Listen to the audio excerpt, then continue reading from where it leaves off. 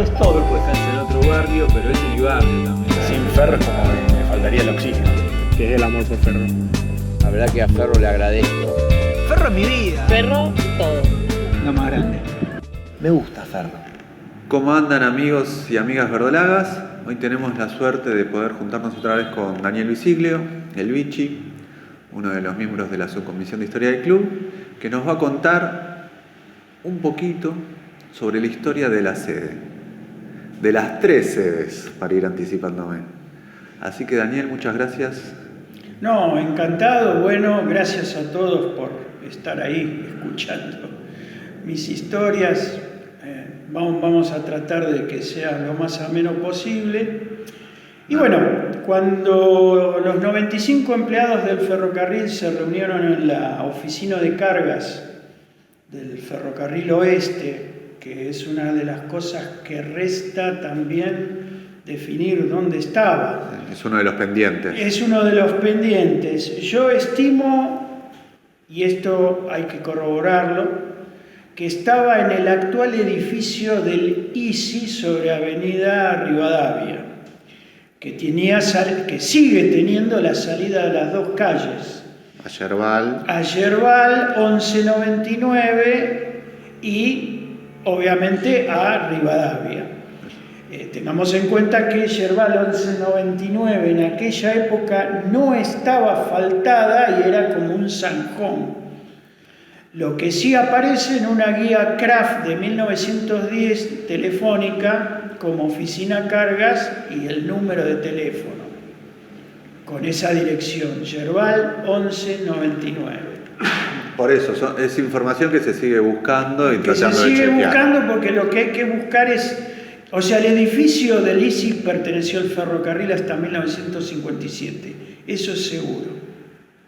Ahora, si estuvo ahí cargas y ahí se fundó el club, en 1904 es una de las cosas que hay que determinar, pero suena muy plausible. Hay indicios fuertes de que ese era el lugar. Es más, el terreno era mucho más grande y hay una de la apertura de las calles, que ya ahora no me acuerdo el nombre, se me fue de la memoria, que es muy angostita, que da a Rivadavia, que en realidad era parte del terreno original. Eso se loteó, se redujo en espacio y por suerte lo único que quedó, por suerte para el ICI actual, es ese enorme local con salida a dos calles. Pero bueno, volviendo a lo de la sede, lo que nos dice el libro de los 75 es que la primer sede social se construyó en el predio donde estaba la famosa quinta de Doña Anita, que hay que también determinar el lugar, una provisoria con las maderas de embalaje de las locomotoras. Es decir, a la usanza de la época se hizo una casilla de madera grande, evidentemente para, aunque sea hacer un guardatutti de algunos elementos que se fueron comprando, hasta que en septiembre de 1905 se inauguró la tribunita techada, que bueno, es la que se quemó el 6 de septiembre de 1931. Pero con la madera que envolvía a las locomotoras. Qué detalles, ¿eh? Claro, y porque todo venía en barco y todo venía embalado. No te sé decir si las locomotoras venían desarmadas y se ensamblaban en los talleres del ferrocarril. En ese momento, posiblemente en Tolosa. Por eso está la vía que sale de Aedo, Ingeniero Brian, y da toda la vuelta hasta empalmar con el Sud, que eran empresas del mismo grupo empresario. Es decir, tenían el mismo directorio. Ya hemos hablado que hay un hermanito mayor perdido por allá. Claro, en Tolosa había un ferrocarril oeste en Tolosa que jugaba al cricket. Pero bueno, entonces la primera sede fue esa provisoria hecha seguramente con chapa de zinc y madera reciclada de los embalajes. ¿Era algo más parecido a un depósito o alguna cuestión administrativa? Una administrativa, tendría algunas letrinas, como se usaba en aquella época. Tengamos en cuenta que hasta que no se construyeron las canchas de tenis, no había mujeres en el club tampoco. Entonces, bueno, con una letrina te arreglabas. Más que suficiente. Más que suficiente. Habrá que ver si se conservan fotos de época. Hasta ahora no aparecieron. No aparecieron, no quiere decir que algún momento aparezca.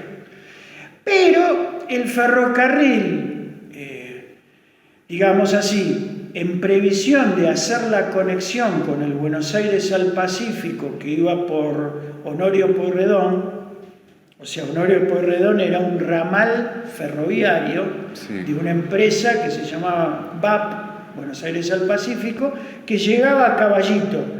Y en previsión de hacer una estación transbordadora, se compraron terrenos de más. Y entre los terrenos de más, en el Caballito 250 había una casona que el ferrocarril compró y que hacia 1912, ante la ida de los inquilinos que estaban, el ferrocarril se la cede al club. Es decir, nos mudamos de la casillita precaria que teníamos y pasamos a esa casona que era mucho más grande, obviamente, que la que teníamos hasta el momento, pero no dejaba de ser una casa grande de familia. Así que hubo que adaptarla para que sea sede social. Y donde estaba la casilla precaria se demolió y se hicieron más canchas de tenis. De hecho, hay un libro de un socio que está muy bueno, que cuenta solamente la historia del tenis del club, que en eso se basó Norberto Vega a su vez para escribir su libro, que cuenta cómo fue el crecimiento del tenis. Mira. Y el club llegó a contar con 14 canchas, creo, si no me equivoco, o sea, para lo que era un club social, era una barbaridad. Bueno, ahí ¿no? Se relaciona siempre con el origen británico. Claro, por supuesto, el tenis siempre tiene que estar presente y lo bueno, las damas podían acercarse a practicarlo porque era bien visto.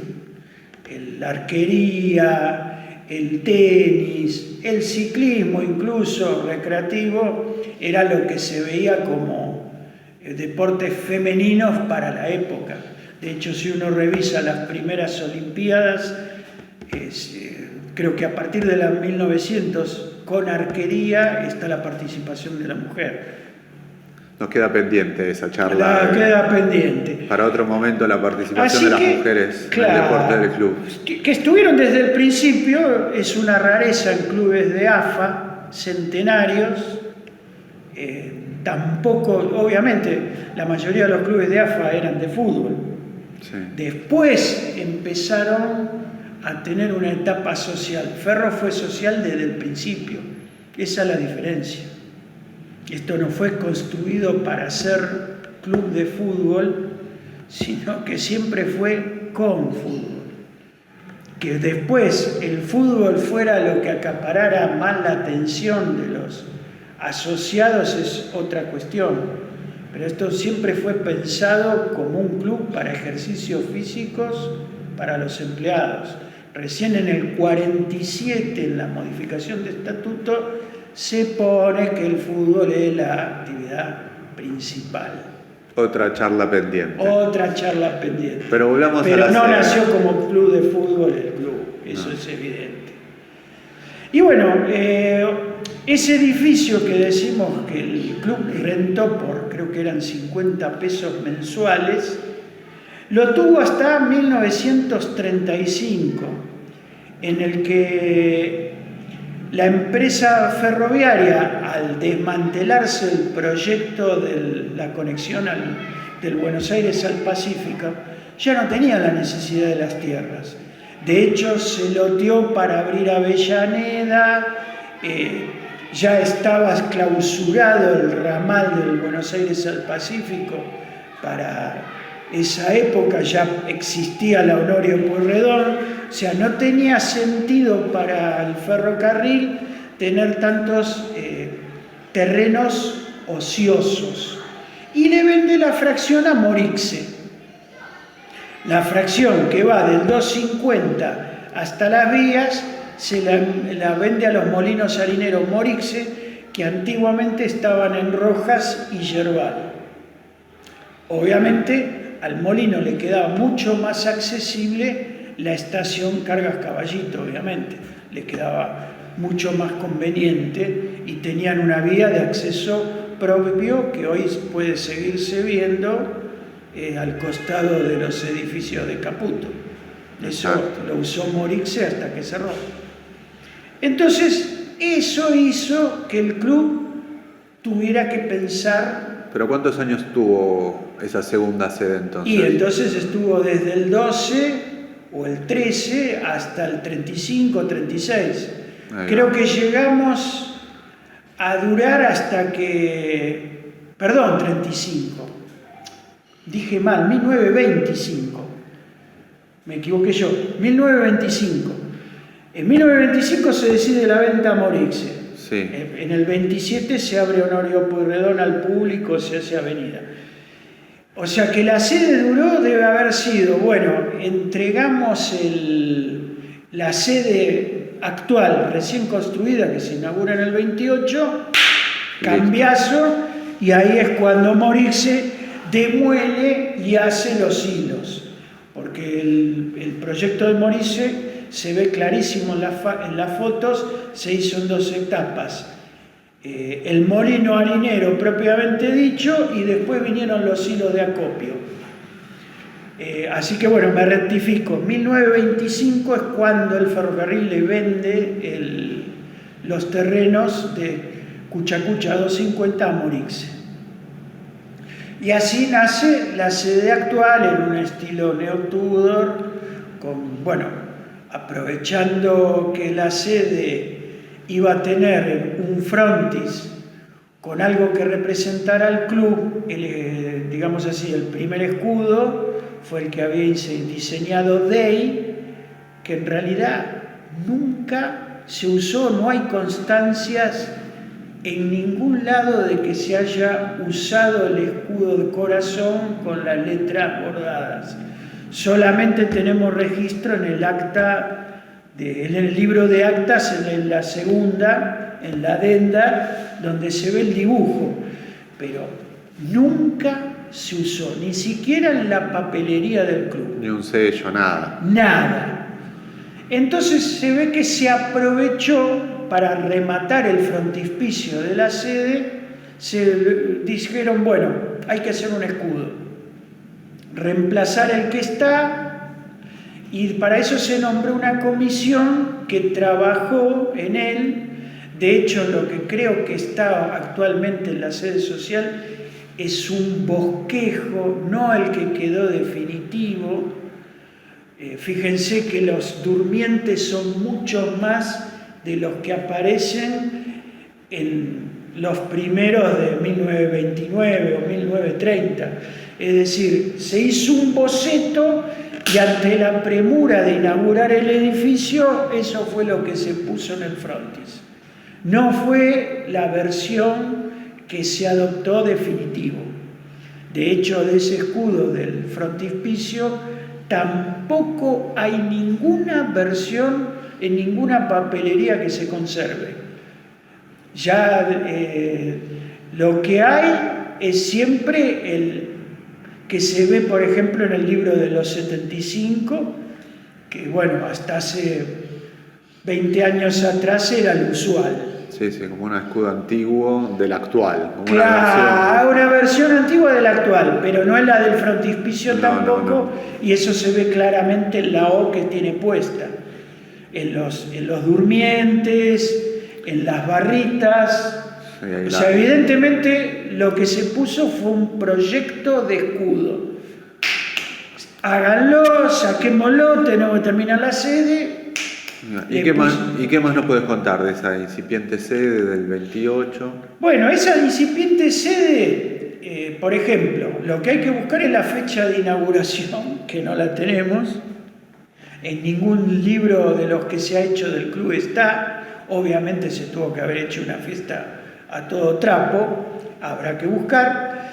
Y era una sede en 2 plantas con techo de tejas. Techo de tejas que daba al frente, digamos, vos lo veías desde la calle. Al principio, y eso se puede ver en un dibujo del proyecto que está en el libro de los 100 años, y que está muy bueno, se ve que estaba orientada la sede hacia el sur, y el lateral daba a Cuchacucha. Eso se modificó porque, obviamente, viento sudeste, la tierra y el polvo de ladrillo hubiera complicado mucho la diaria. De hecho, el que haya estado un día de viento en la sede lo sabe perfecto, y es que se reorienta hacia la entrada hacia Cuchacucha. Mirá, se da vuelta. Se da vuelta, pero eso lo pueden ver en el libro de los 100 años, que está el dibujo original. Se ven todas canchas de tenis y la sede, el frontispicio mirando hacia el sur, a lo que serían las torres de Caputo hoy. Lo primero que se hizo obviamente fue el trinquete. El trinquete actual es una de las cosas que estaba en la sede original, solamente que tenía techo a 2 aguas. Y lo que es curioso es que teníamos una sala de billar donde hoy está la tesorería. Mirá. Donde hoy está la tesorería, que es detrás de las efigies que representan las 4 nacionalidades británicas, había una sala de billar muy completa. Mirá vos, qué detalle, no lo sabías, nunca lo había escuchado. Sí, de hecho hay fotos que, la subcomisión de historia tiene, que en algún momento lo que vamos a tener que hacer es hacer un book o alguna cosa para subirlas, como para que gente vea y vea las diferencias que había con respecto a lo actual. Totalmente. Que hay demasiadas diferencias. Por ejemplo, el gimnasio que da al patio Rienzi no existía. Terminaba donde está el pasillo de las vitrinas, era el cambiador de damas, por ejemplo, era un baño eso, ahora quedó mucho más reducido. Por eso se notan las diferencias de altura, porque, digamos así, el edificio está readaptado de acuerdo a cómo se iba construyendo. Y una cosa que remata, digamos, o termina con la sede como era conocida, con el techito a 2 aguas, es el incendio del 27 de diciembre de 1962, que directamente termina con el maderamen del techo que daba a lo que hoy es la biblioteca, el trinquete y lo que hoy es la contaduría tesorería. Ahí se aprovecha y se hace la losa y se empieza a construir hacia arriba. No siempre tuvo los 2 pisos que tiene ahora. No.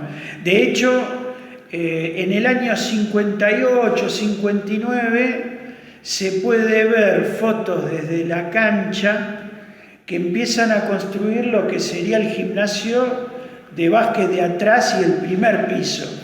Pero era como un módulo independiente de lo que sería el resto de la sede. Estaba integrado, pero el techito a 2 aguas de la sede, de la confitería, de lo que daba a la parte sur y este del club, se seguía manteniendo. ¿La confitería estuvo siempre? Sí, la confitería desde el principio. Mirá. Siempre estuvo. O sea que la primera sede tenía la confitería, el trinquete, el pool en el primer piso. Claro, no pool, billar. El billar, perdón. Billar en el primer piso, claro. Otro deporte más que se dejó de practicar en el club. Claro, y atrás de la sede lo que había eran canchas de tenis. Que esas canchas se sacan para hacer el patio riense. Eso creo que fue en 1960 no sé si en el 50 y pico se sacan, pero en algún momento esas canchas de tenis vuelan y se hace el patio. Y la pileta que ni bien se terminó con la sede, se encara la obra de la pileta, que también estaba, digamos, separada de lo que es el trinquete. Habría que ver cómo estaban los planos, pero en ese momento, cuando se construye, que se construye no haciendo un pozo, sino una cosa muy curiosa, haciendo filas de ladrillo hacia arriba. Sí. De hecho, hay fotos que se ve la pileta sobrelevada del terreno y ves todo la pila de ladrillos. Una forma muy curiosa de construir pileta. Bueno, sí, me acuerdo las fotos en la noche de los museos que quizá nunca nadie se había preguntado, ¿no? ¿Cómo puede ser que la entrada del club esté más abajo que lo que es la pileta? Claro, es que aparte, digamos así, evidentemente la pared que da sobre Avellaneda de la pileta se construyó mucho después.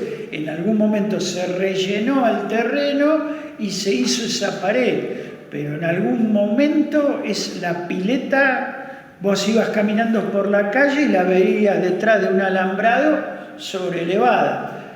No se conservan fotos, pero evidentemente la construcción fue así. Empezaron por la pileta y después las dependencias para caldera o para climatizarla y hicieron un relleno. Pero bueno, no deja de ser curioso la forma que se decidió para construirla.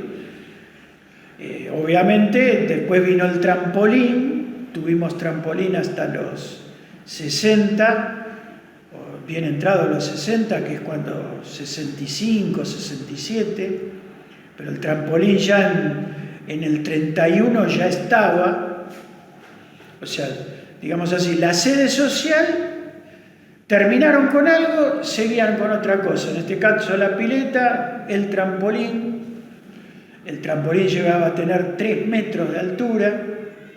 Un montón. Bastante, muy alto era, sí, alto. Bueno, la pileta es profunda, de hecho. Daba para tener un trampolín de 3 metros. Sí.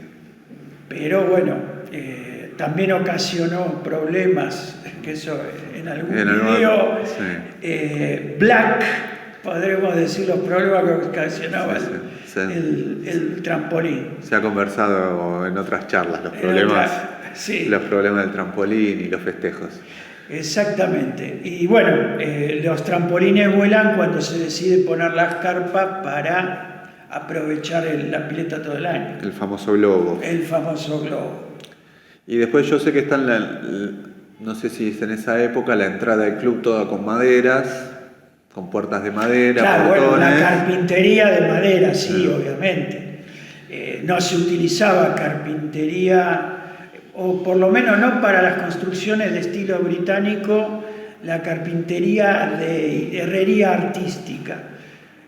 La herrería, como la vemos en el anexo del 185, era más italianizante, más español, si se quiere, para otro estilo que no sea el neo-Tudor. Cuando se inauguró la sede, obviamente todo tenía estilo neo-Tudor, incluidos los portones de madera.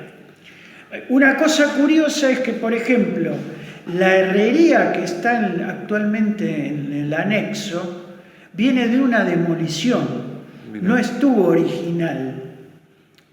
Eso fue una donación, en un momento me lo contó un vitalicio que vive en Bariloche, me dijo, no, mi familia vivía en esa casa y cuando se decidió la demolición, donamos digamos, la herrería del frente.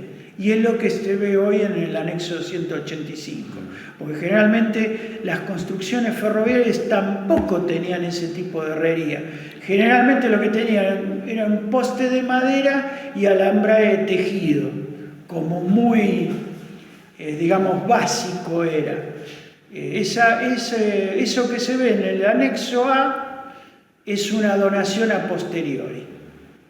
Bueno, bien, entonces conocemos un poquito de la historia de los 3 edificios de la sede y en la actualidad sigue cambiando con el secundario, con deportes, Seguirá actividades que van de un por lugar a supuesto. otro.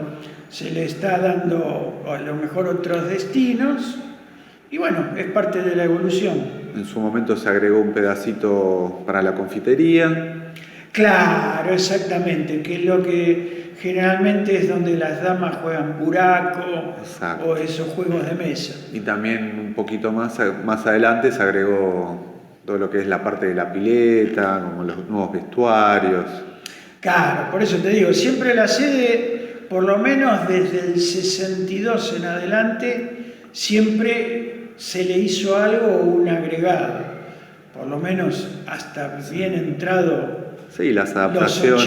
80s, siempre algo se construía. La rampa en la entrada, también siempre hay pequeñas Sí, modificaciones. y otro detalle a tener en cuenta, por ejemplo, ese pórtico de entrada no estuvo desde el inicio. Cuando la sede se inauguró, tenía un patio arenado adelante y se accedía al edificio con unas escalerías que estaban con unas escaleritas que estaban debajo del pórtico.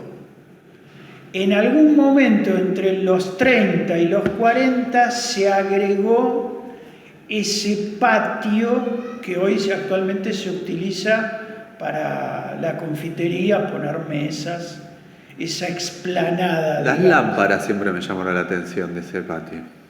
Sí, son raras, aunque no son tampoco las originales. Eso se fue agregando. Bueno, en la década del 50 la sede tuvo un mástil donde hoy está la estatua, o un poquito más atrás de la estatua de Timoteo. Teníamos un mástil que se derivó al campo de juego y hoy lo tiene la plazoleta donde va a estar emplazado el museo. O sea, hubo varios cambios. Ahí enfrente de la cancha auxiliar está Claro. el primer mástil del club. Pero ese mástil estaba en la sede. Estaba puesto acá delante. De hecho, tengo fotos de la década del 50. ¿Pero con bandera del club o de Bandera Argentina? argentina. Ahí va, bandera argentina. Bueno, Se izaba para, qué sé yo, como por ejemplo el cincuentenario, por ejemplo. Hubo un acto muy emotivo y están las autoridades del club y los deportistas viendo cómo se iza la bandera nacional en ese mástil que estaba en el frente. Y hay otra curiosidad, por ejemplo, la puerta que da a la oficina de socios de la planta baja no existía en el original. Estaba, digamos así, ¿cómo decirlo? Puesta de costado, dando al patio este que se hizo nuevo. Cuando se hizo el patio nuevo, la puerta se reubicó. Mira, ahí por el costadito. Se entraba por el costado, no se entraba al trinquete por la puerta esa que da a la oficina de socios, sino que se entraba por el costado. O sea que evidentemente hubo varias modificaciones al proyecto original. Veremos qué más nos depara el futuro. Bueno, muchas gracias por todo y bueno, hasta la próxima. Hasta la próxima, gracias Vichy.